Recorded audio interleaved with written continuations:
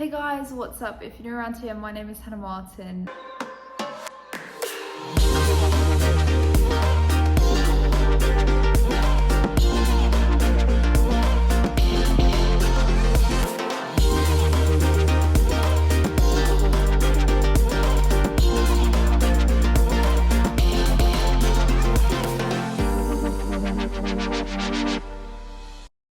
And today I thought I would just do a quick Q&A. There is a busy road outside of me. I do apologise. They seem to be beeping a lot. I'm just praying that they're going to be having a better day because they sound like they're pretty miserable out there at the moment. But anyhow, I've been a little bit quiet recently. Thought this would just be a great opportunity to be able to talk to you guys. Make sure to go follow me on my Instagram, HannahMartinRG, so you can take part in these Q&As.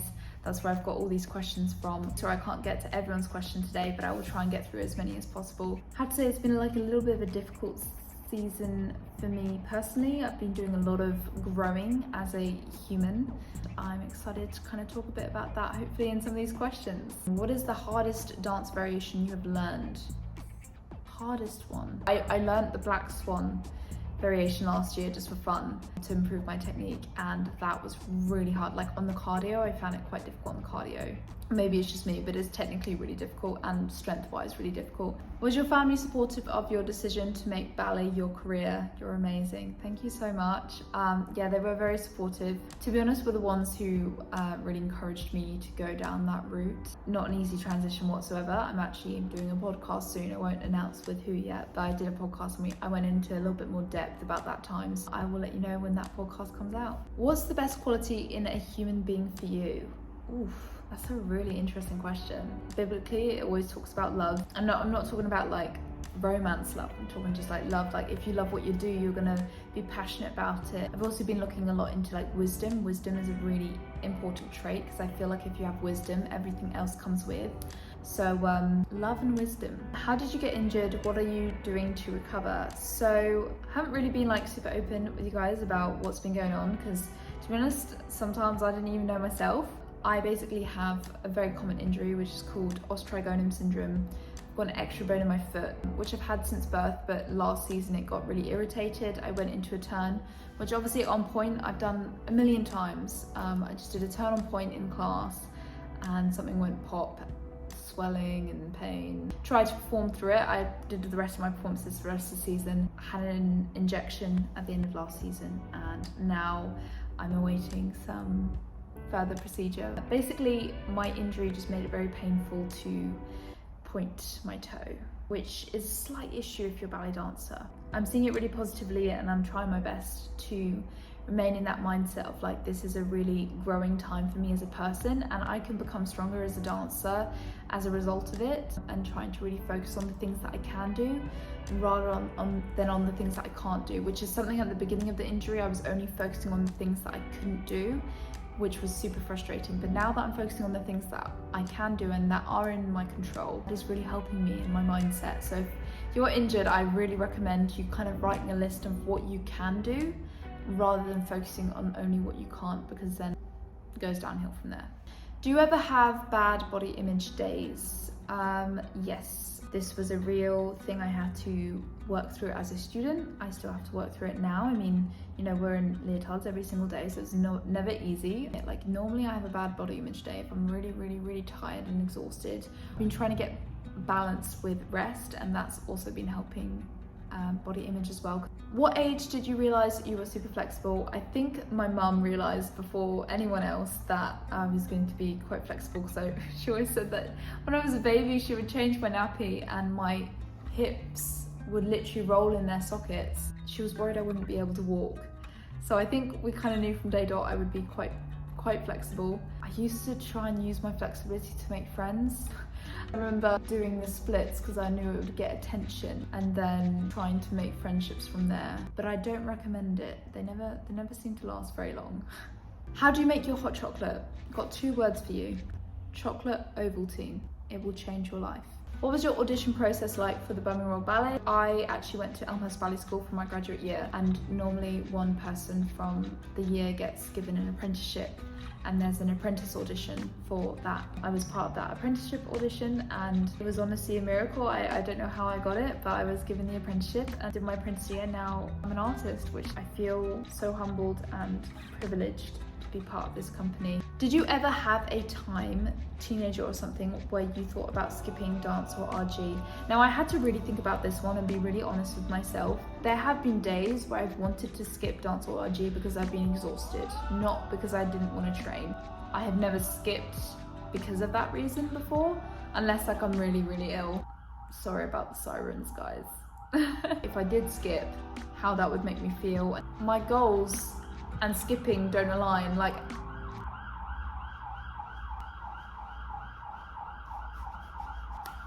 there is so much traffic outside, I don't know when this siren's gonna go away. There we go. When I make a decision, is this taking me closer to my goal or further away from my goal? And skipping dance or skipping an RG session would definitely take me further away from it. Yeah, that's how I make my decisions on those sort of things. Did you ever feel you were treated differently because of your faith? Most people that I've met have been very respectful of my faith, which I really appreciate. There has been moments, I'm not gonna lie, there has been moments where some people haven't been, not in the recent years, but when I was younger. But now I tell someone that I'm praying for you, and that most people are really appreciative of it, whether they believe in God or not. Have you ever choreographed a piece yourself? Would you like to do that at some point? I have. I love choreographing. There was a few pieces that I've choreographed, quite a few of them I've uploaded here. Arrival of the Birds, that I did for my contemporary show reel when I was a student. The Reality of Ballet, that some of that was improvised, some of that was choreographed by me. But it's definitely an area where I'd love to explore more. I've only really choreographed for myself, but I'd love to try choreographing on some other dancers one day as well. What is your favorite leotard? It changes, so I'm just gonna put a photo of my current favorite one right here, because I'm not actually 100% sure as I'm talking which one it is. So I'm just gonna put photo. Yeah, that is my favorite one right now. If you tried, do you think you could still do rhythmic gymnastics? I totally thought like it's all gone, but in the summer, I picked up my ball or my clubs and I was like, you know what? I still got it. I did it for fun. I'm very happy doing what I am now. Why was BRB your dream company? Two stories I wanna feed into this question. It would all happen when I was a student. Elmhurst Ballet graduate year, got to do Nutcracker with the company. And I always remember Carlos Acosta, the current director of our company and an incredible dancer in his own right, came and did a little speech before we did this filming of the Nutcracker. And I remember being like, wow, I want to work for this guy. I found his speech so inspiring. I had never felt so like invigorated for a performance before. That was the first moment. I went and watched, I think it was in May time, they did this triple bill and there was this production called City of a Thousand Trades, a piece about Birmingham, which is obviously where I'm living now. I watched it and I was like, written word and poetry involved, which obviously I love writing, I love poetry. So it was something super inspiring for me to watch and I was crying. And I actually got to watch the company put the piece on again and work a bit with Miguel and watch his process with the company members. Wow, like he's amazing. And when I watched that piece, I said to my mom, I have to be part of this company one day, even if it's not now, I will work until I can. So I feel like that piece was like a definite turning point of like, wow, I really want to be part of what this company is doing right now. How old are you? I'm 20. How to deal with audition rejection. This is really hard. As you can imagine, during COVID, being a graduate is not the funnest time, so I have had some experience with this and also with ballet schools before as well. It's really hard. I was about to say like try not to take it personally, but like man, I took it personally. I took a lot of them really hard. I think it's just about picking yourself up, if I'm honest.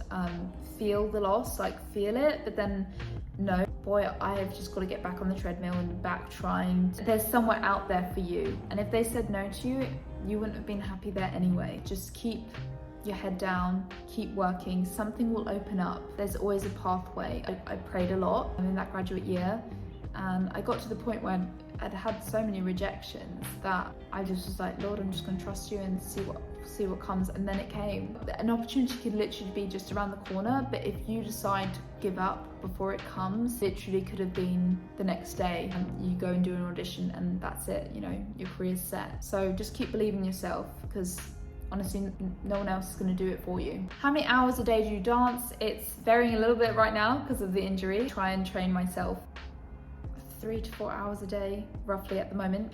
On a normal dance day, it can vary anywhere from like 2 to 8 hours a day, so it really depends where we are in the season. How do you deal with low motivation? Now, I've been thinking about this question. What you have to think about is not just the low motivation, but also think about where the low motivation is coming from. So normally when I'm like not very motivated, I think, why am I not motivated? Is it a simple need? Like sometimes I'm not motivated because I need to fuel myself, I need to eat, have a snack or something, and then I feel that motivation rush back into my body. Or am I tired? Have I not slept well? Do I just need to take the afternoon off and gain energy back? I had that yesterday afternoon. I wanted to film all this content yesterday and just felt so tired, so unmotivated. And I was like, you know what? I think I need to take a break. I need to take a moment. I watched tennis, Strictly was on, it was a fabulous time. Now I have energy, I've got so much done today, been so productive and been so motivated today. Trying to find the source of the low motivation is a good place to start. If you're finding yourself in like a period of just low motivation, I usually goal set. So I'm like, okay, today I want to complete this goal, and function your day all around that goal. For example, yesterday I was kind of focusing all my energies towards getting really strong and focusing physically, whereas today I've been focusing a little bit more on my social media side. That's kind of been where my focus is, and so I'm not spread over too many different things on a one particular day. So I like to kind of focus my day for one particular purpose, and that helps me stay motivated and focused. Did you ever think you could never be a ballerina? What did you do to fix it? The amount of days as a student that I didn't believe I could make it were probably more than the ones that I thought I could, because I had not had as much ballet training as many of the other girls in my year, especially Elmhurst. I had bad imposter syndrome. Even in my first year here at the company, I had really, really bad imposter syndrome, and I'm still something I'm working on. I didn't even realize it was imposter syndrome since I looked up what imposter syndrome was like a few weeks ago, and I was like, wow, this is what I've been struggling with. I think the days where I felt it hardest, I worked the hardest. I was like, okay, I might not be a ballet dancer now, but I will be, and you will watch me do it. You say, how can I fix it? It's like, just practice. Taking one thing at a time and practicing it. I remember pirouettes from 5th in point shoes, just couldn't do them. I was watching others, I was like, I don't understand how they're doing it. I can't, I'm doing all the turnout exercises and everything, and then it clicked. No, you just need to practice the movement over and over and over again. Not too many times, because then you upset your os trigonum, and that's not a good scenario, but enough times to be able to do them well. How to deal with long-term injuries. Can't say I've had a lot of experience with this one until now. A little bit like what I said at the beginning, focus on what you can do and not what you can't do in each stage of your injury, and be ready to evolve as your injury journey takes place. Each stage is different, and how much you can do in each stage is different. So just accepting how much you can do in each stage and doing it to the best of your ability, and knowing that you're doing your best with what your body is giving you. Take care of your instrument, because you only get one. If you didn't identify yourself as a dancer, what would you dream big about? Now, this is a question that I think, especially having had a bit of an injury in the summer, I really struggled, because I was like, if I don't have dance, like what else is there to really like push me towards my dreams? Because my dream is being a dancer. Being a dancer doesn't last forever, so I'm going to need to find my identity, and I have been really praying into trying to find my identity in Christ and planting myself in Christ. And it's difficult, and I'm working on it, but it's coming. Much more comfortable with myself than I probably have ever been. Lots of personal growth going on. I dream big about this YouTube channel. It doesn't seem like it recently, just because I've been sorting a lot of things out internally, but I dream about the community we're creating here. I dream about choreographing one day. I dream about inspiring others to go after their dreams and being able to help them in some way. I dream about, I know there's stuff out there that I haven't even thought of yet that will be my dream. At the moment, my focus is with the dancing. I know that those dreams will come when they need to. Although the other day, I've been watching so much tennis, it's actually bad. The other day I was dreaming of winning a Grand Slam in tennis, and I was like, where's this come from? So like, I think if I didn't have dance in my life, I would be a tennis player. Even though when I tried tennis I was awful at it, I would have worked till I was good at it. How do you deal with bad days? I wait till they're over. I call people close to me, like my mom. On the really bad days, my dad. Dad, he gives the hard advice, but that's what you need on the really, really bad days. It's difficult for me in this time, because how I used to deal with them is just work and work and work and work. But I can't do that at the moment. So finding different ways to battle those emotions has been an experience. And I'm finding the more that I'm not overworking myself, the less bad days I'm having, trying to find a better balance, which I'm getting there. If you get a very short haircut, how do you do your bun? I think, as you can tell, I've probably never really had short enough hair to probably answer this question. What is your dream ballet role? Definitely Juliet. Juliet, 100%. The way that she just throws herself in to, like, when she meets Romeo, she's like, oh my goodness, this is the guy of my dreams, like, I love him. I can relate to just like kind of throwing myself into something. Her conviction to like see it till the end, and her innocence is something that I would love to have the chance one day to portray. And the music of Romeo and Juliet is just, I've listened to it so much, I feel like it just speaks to my soul. How do you grow your relationship with God, stay grounded in faith in such an environment like ballet? I actually think it's easier. It's not always the easiest of environments, it is sometimes quite stressful. I need something to kind of keep me grounded. Honestly, I don't think I could imagine doing this journey without him. I think it's made me have to rely on him more being a dancer than if I wasn't a dancer. So I actually think it's strengthened by faith. How are you able to manage your time and stay consistent? Planning. I'm such a planner. We've already established, if you've seen any of my videos. Ever since I was young, I just love planning because you just get so much more done in the day if you have like a focus of what you're gonna do. A bit more flexible with my planning now than before. Like if something goes a bit out of plan, then I was meant to go to the park today, but it's raining, so well, it's not raining, it's just cold and I don't really feel like it. But having the things in mind to get them done, otherwise I will just sit and watch Bake Off all day. What would you choose as a career if not a dancer/RG? Okay, in Dream World land, tennis player. I don't know why I'm so obsessed, but I just think it's so cool being a tennis player. I love writing, so I want to write my own book. It's actually something I want to do during this time where I'm recovering from my injury.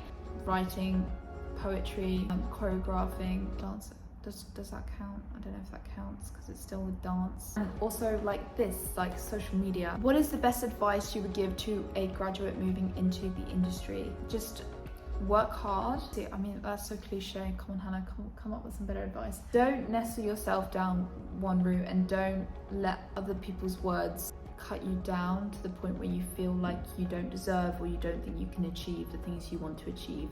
But knowing that there's always that opportunity right around the corner, everything is an opportunity. Have the mindset to look for the opportunities, they're always there. When those rejections come, pull close the people that are close to you and lean on them when you need them. What are you most excited for in this upcoming season? I'm excited to be back fully dancing once I am better from my injury. That is something that really excites me and I'm getting excited about that because I don't think you fully appreciate how amazing dancing is until you have an injury and you're not able to do it anymore. And I'm also excited for Swan Lake. I really hope I'll be back by Swan Lake. Every ballerina dreams of being in Swan Lake, so excited for that tour. And I think tickets are on sale for that already, so if you want to go check it out, I will put the link to the BRB tickets in the description. So guys, that is the Q&A. I hope you have enjoyed. Just talking your ear off. I don't know when this will go up, but thank you so much for all your support and I hope to be creating lots of more content in the coming days, weeks, months. And I love you loads. If you have any suggestions for things you'd like to see, make sure to comment them down below. Love you lots and I'll see you very soon in my next video. Make sure to click that subscribe button. Remember, dream big and make it happen.